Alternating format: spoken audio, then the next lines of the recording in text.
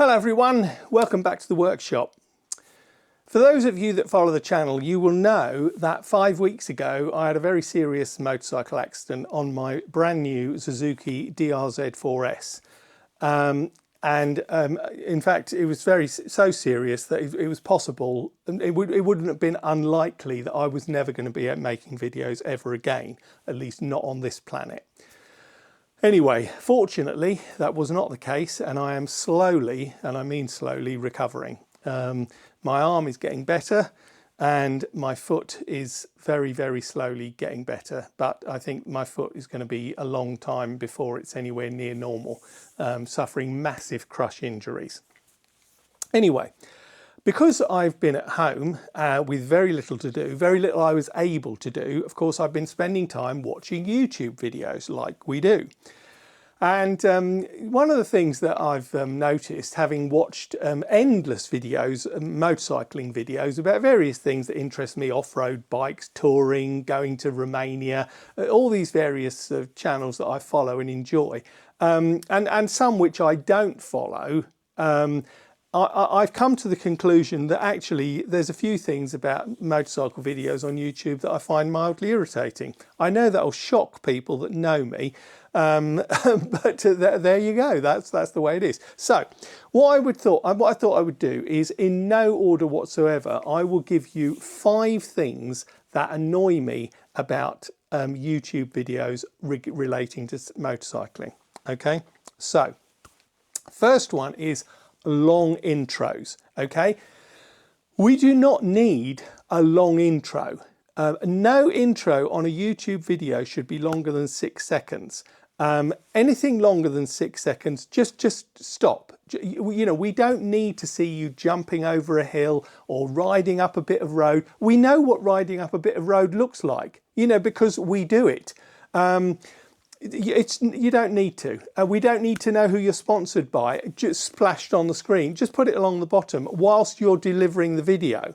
The other thing in relation to this, of course, is when you have people who start the video and then do the intro. So, I mean, I'm not going to name any names on this, but, you know, there's one particular chap, we'll call him Pork Chops. He will do 3 or 4 minutes of video and then he will say, and let's roll the intro. And you think, well, no, hold on a minute. No, the intro was the beginning bit. The clue is in the name. So you've sort of missed the boat with the intro, and now you've decided to waste 37 seconds of our life by doing another intro. So just do the intro, make it short, and then get on with the video. Okay, that would be my preference, and I'm sure I'm not alone. So, next thing, item number 2, banging rock music. When somebody's riding along on a road and you've got banging rock music of a completely indeterminable tune that nobody could really understand, but the maker of the video thinks this is my favourite track from I Bite Heads Off Chickens, that's the name of the band, and I want everyone to share it. Well, we don't want to share it. You can keep it to yourself. Let's just have you either riding the bike with, I don't know, for example, the noise of the bike, or just some ordinary music. Banging rock music. And when I say banging, I'm talking like seriously head-banging stuff here. Okay? Completely unnecessary. We don't need it. Thank you very much. Next thing is telling us the entire story of the video before you make the video.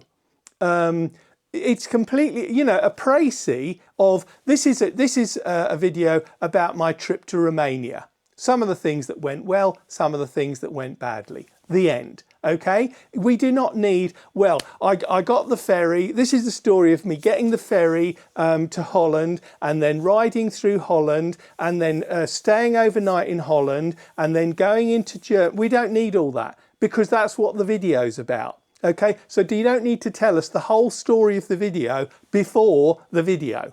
Okay, so pack it in. Number 4, okay, endlessly repeating. Okay, the amount of videos I've seen where someone is, for example, repairing a motorcycle or repairing a car or something of that like, and they'll say, right, so we're at a stage now where we need to take the clutch out. So what we're going to do is we're going to dismantle the clutch and we're going to check the clutch plates and we're going to see how much wear there is. And if we think it's worth replacing the clutch plates, then that's what we're going to do. So we're just going to get on with it. So before we get on with it, it's worth just like making sure we understand what we're doing, which is basically taking the clutch out and checking the clutch plates. And the viewer is just thinking, just get on with it.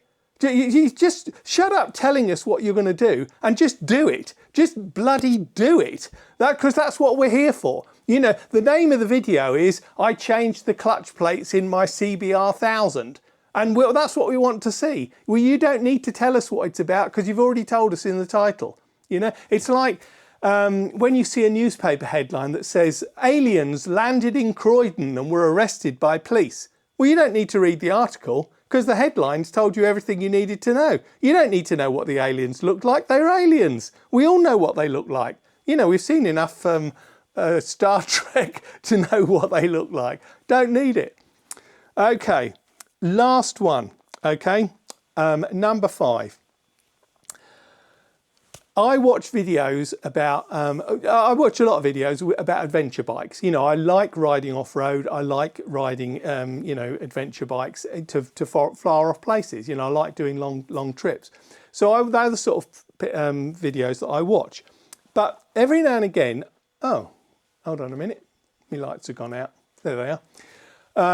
They're on a movement thing, a PIR switch. So of course, I'm not moving very much. So yeah, adventure videos, motorcycle adventure videos. When somebody rides through a great big muddy puddle, which I have absolutely no problem with. I'm not interested in doing that, but if somebody wants to do that, that's absolutely fine. I would never condemn them for it. What I will condemn them for is laughing in a put-on way just to prove to the viewer that they're having the best time of their life and their life has been enhanced by mud. Okay, so you've got this chap and he's riding along and he goes, and now I'm going to ride through this muddy puddle. Oh my God, that was so good.